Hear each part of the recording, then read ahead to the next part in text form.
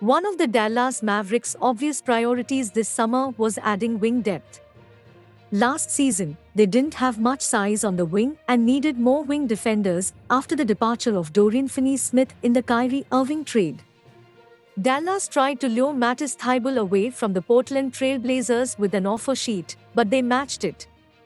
The Mavs also acquired Grant Williams in a sign-and-trade via a three-team trade with the San Antonio Spurs and Boston Celtics, but they still need one more wing that can come off the bench. Williams was a great pickup, but they lost a reliable wing defender in Reggie Bullock in that trade.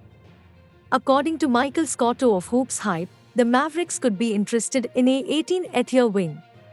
Scotto said that free agent wing Rudy Gay is expected to draw interest from several playoff-caliber teams and listed the Dallas Mavericks as one of the suitors, along with the Golden State Warriors, New Orleans Pelicans, Chicago Bulls, and Los Angeles Lakers.